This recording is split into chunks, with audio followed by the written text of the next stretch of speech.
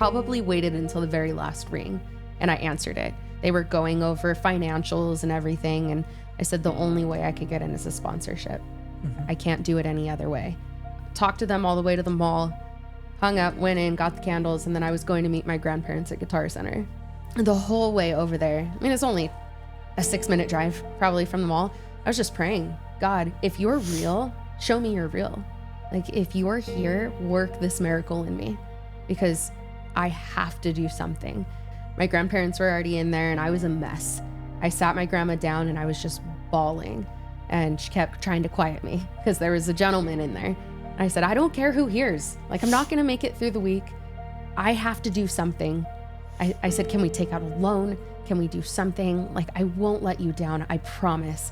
And this gentleman walks up to me. He introduced himself and he said, I work at My Time. Yeah, it's Steve, right? Steve, yeah. Good guy. Yeah, and I about fell to the floor. My grandparents were crying. It was just, it was too crazy to be real, right? That 3 people in one day were from My Time. And he was just on lunch break. His phone rang and he was like, oh, gotta go back to work. It was nice meeting you. I said, I'll try to talk to somebody and see what's going on.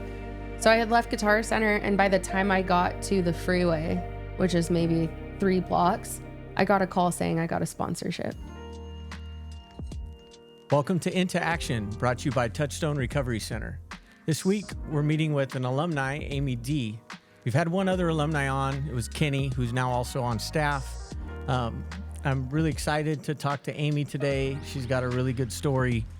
I know that when she came into the frame for Touchstone Recovery Center, it was like a really cool moment. And the fact that the stars aligned and we got her into treatment and that she's sitting here sober today, it's inspiring to me and my staff. We know that, this actually does work, and there's people that really need treatment and that get a lot out of it, and it changes their lives. And, in this field, there's so many instances where people relapse, or where, the first time around doesn't take, and maybe people are against the 12 steps or against going to treatment in the first place. I love to see when somebody starts and they're like full speed ahead and they just take the bull by the horns and they go for it. And Amy's done just that. How are you, Amy? I'm doing well. How are you, Nolan? I'm doing good, thanks. So I know over the last few months we've got to know each other a little bit. I know you know the counselors here a lot better than you know me. So why don't you tell me a little bit about like how your addiction started and where it got you? Started drinking about 15, 16 years old when I had my first boyfriend. I was always the one to make the parties, right? I was always the one to invite the people over and have the fun, and everyone bring alcohol, I'll provide the place, right? And it was just kid stuff at first, but then it got to the point where I couldn't go anywhere without having a drink, or I couldn't go anywhere unless I was high. The anxiety, the traumas, all of that just built up so much that I couldn't enjoy life without having some mind-altering substance inside me. It wasn't until my sister was killed 2 years ago that I really, really got bad. I used it to numb and mask my whole life. And there was times where I didn't want to live. But this was one of the biggest times where I was just done. Everything I tried wasn't satisfying. I was just finished. And so I drowned myself in as much as I could possibly do. And it got to the point where if I didn't get accepted here, I probably wouldn't have made it through that week. I know a lot of us mask our emotions, mask our traumas with substance abuse. We're self-medicating, really. Right. And for a long time, it works. Like, we will drink, we'll use whatever we're using, and we feel better momentarily, but the next day, it's like it increases our anxiety. It increases our depression. Absolutely. So we just mask it again, right? Yep. And then we do it again, and then again. And then before we know it, we're divorced and we're homeless and we're suicidal. And, yep. Yeah. So it gets that way pretty quick. Very quickly. Yeah. So how old were you when you first started using drugs? I was about 17. I started smoking weed. Yeah. About 21 whenever I started lighting Christmas trees, right? And that type of thing. And it wasn't until my sister when I started using anything I could get my hands on. I guess how long ago was it that you started treatment at Touchstone? It was February 28th. Oh, look at that. The date. Yeah. That's awesome. So what's your sobriety date? I made it March 1st. So it was easy for me to remember. And also because that's the first day that I felt good. Got it. Yeah. So it was a few days after I was in residential, and I changed it, I think 2 times. They said, okay, you have to pick one. And I said, well, today I feel the best. So I'm going to pick today. Yeah. And it's easy to remember and count. So tell me about your experience at residential. Oh, it was intense. I have never been a vulnerable person. I don't cry in front of people. Crying's a weakness, having feelings is a weakness. And there I just broke all these walls, I got addicted to wanting to break down a new wall every day.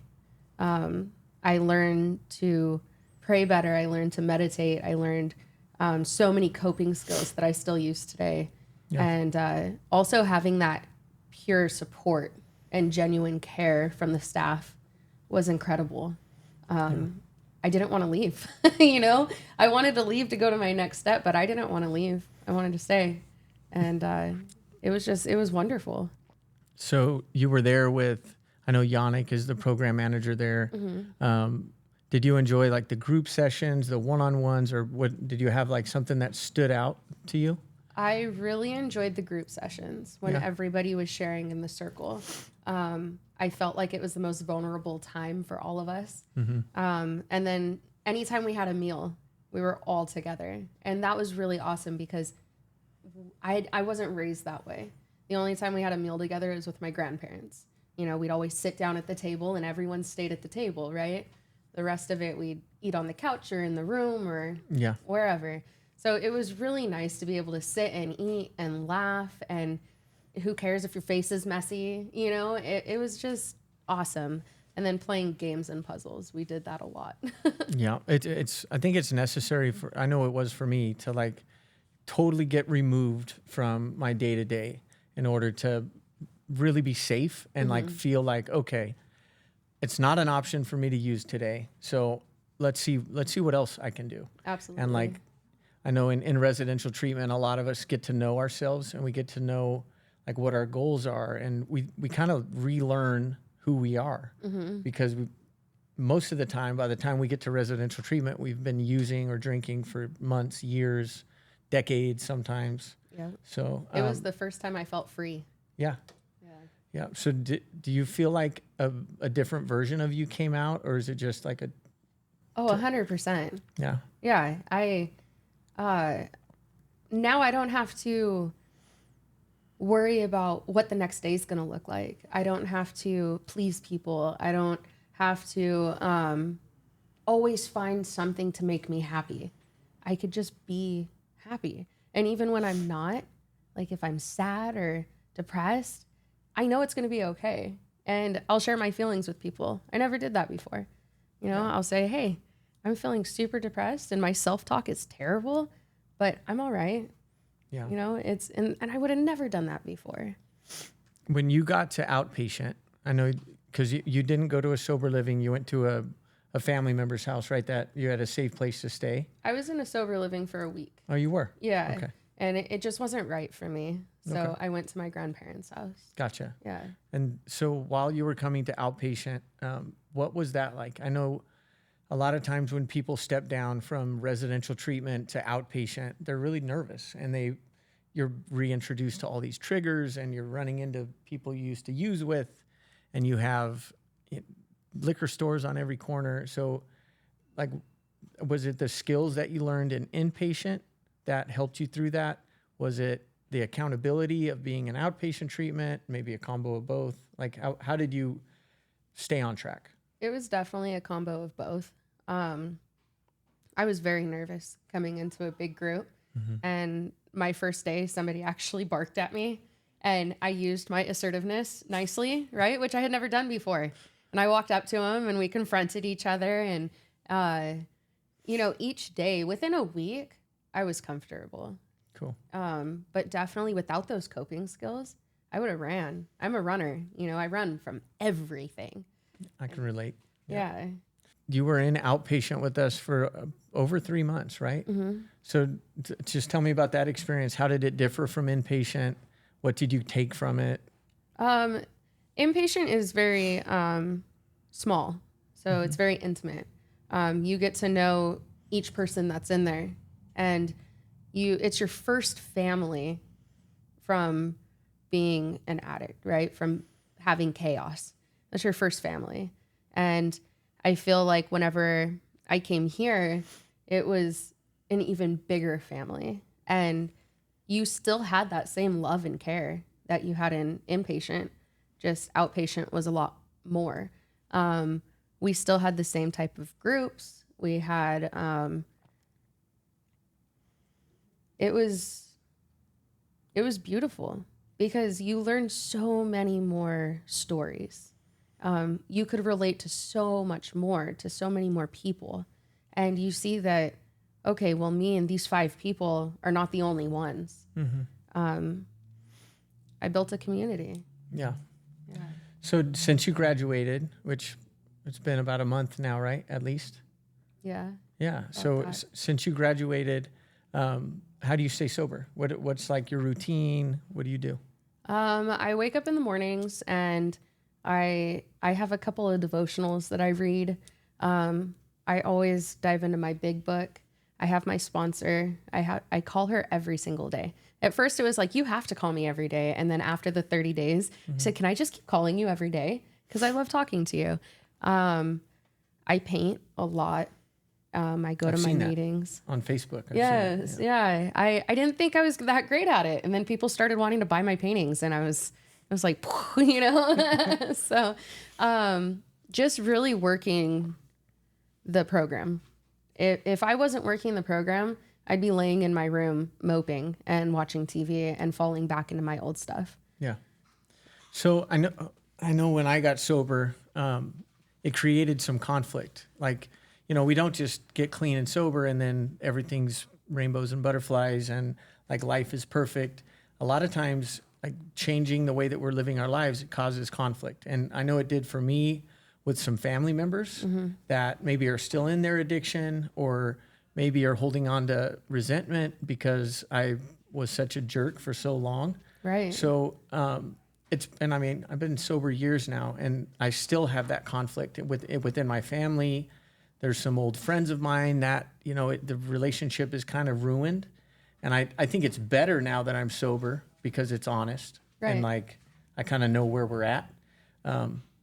But at the same time, it can be difficult, especially with like people we love. So have you had any conflict in your relationships with family members, with the friends, anything that Most you're definitely. navigating? Yeah. It's funny that some of the closest people to you, the ones that say they love you, are the least supportive. I was a people pleaser. I still am. It's a character defect that I'm working on daily, and I had to put up boundaries. And that was the hardest part because everybody's used to seeing, for instance, me, when I get upset, I fly off the handle. I spit venom. It's going to be my way because I'm right. And now I'm putting up healthy boundaries and I'm setting these boundaries because I don't want these expectations, right? And in a way, it is selfish. I have to be selfish to stay sober. Yeah. And others don't like that. And so I have had family members battle me through this whole thing. And I have had family members who are 1,000% like supportive. I really haven't lost many friends. The ones that I did use with or drink with, they're very respectful. They respect my sobriety. But yeah, it's definitely hard. Yeah. It's hard because those are the people that you love. I think it was Dr. Battle who said, it doesn't matter how good you are. If you drive through McDonald's asking for a pizza, they're not going to give you that pizza. And you could do everything to be good and come back the next day and ask for a pizza, and all they're going to give you is soggy French fries. And it's totally true. It's totally true. I think a lot of times with family, it's tough to mend those relationships because, like you said, they are the ones that love us and are supposed to love us the most. But at least I spent so long like manipulating and tarnishing that relationship. And I mean, I know I would use people's love against them, not like intentionally. It's not like I woke up in the morning saying, I'm going to manipulate my mom today and get her to give me $500 so I can go score a bag of dope. But in the end, by the end of the day, I probably had done that. And the way that I would do that was by using the love that they had for me against them, you know? So I guess what I'm getting at is a lot of times it makes our families and it makes people that we've been close to scared to give us that love again. Definitely. And it's a long road to mending those relationships. It's been a long road. And I know with my mom, that's not the case. She never stopped being supportive, but there are some family members that, you know, they keep me at arm's length because they're just waiting for the other ball to drop. You know, is that what the saying is? Yeah. The other ball to drop? I think so. The other foot to drop, something like that. But they're expecting me to screw it all up. And, you know, I can't blame them because I did it for so freaking long. We have to give them that grace. Yeah. So it's, you know, I guess I'm trying to encourage you to be patient with some of them, but at the same time, you got to be selfish. Like you said, do what's best for you. And instead of my sponsor told me once, he said, would you rather be right or would you rather be happy? So because a lot of times I would spend a lot of time and a lot of effort to prove my point to people and say, this is the way it should be because X, Y, and Z. And my sponsor would encourage me to just let them have their opinion, have your own opinion. That way you're both happy. Yeah, I definitely relate to that very much. So do you have a sponsor? I do. Okay. Yes. How often do you talk to them? Every single day. Do you? Yep. Good And job. we meet once a week. Cool. Technically twice because she goes to my church too. Oh, cool. So, we're very in tune with each other, which is awesome. Are you guys working the steps? Yes. Cool. Yeah. I know I subscribe to the 12 steps myself, and I know it's changed. Not only does it help keep us sober, but the 12 steps for me have changed the way that I look at life and the way that I handle relationships and the way that we handle conflict. It's not just it's a way to live better. It's not just a way to live clean and sober, you know? I agree. Yeah. Very much. So you said you see your sponsor at church as well. So is a higher power like spirituality a big part of your recovery as well? It's a huge part of my recovery. I started going to church when I was 12 just because I wanted to go to church. My grandparents, they talked about Jesus a lot and, you know, you got to do the right things and the 10 Commandments, but we didn't really go to church or anything like that. The Bible wasn't read to me. And for some reason, I just had this connection. I had to go to church. And so they started taking me every Sunday and Wednesday. And I thought I was living, you know, for God and this faithful step or walk in life, right? And I wasn't fully giving my faith over to him. I wasn't fully giving my life. And it took a lot for me to see that. In a way, he proved that to me by how I got into here. It all started at church. And I hadn't been to church in almost 2 years. I had my sister's funeral there, and then I never went back. And my 11-year-old, he said, Mom, I really want to go to church. He bugged me for weeks. So finally I took him. And in my head, I had texted one of my best friends, and he was going to watch him, and I was going to drop him off, and then I would come back for him because I didn't want to step foot in that church.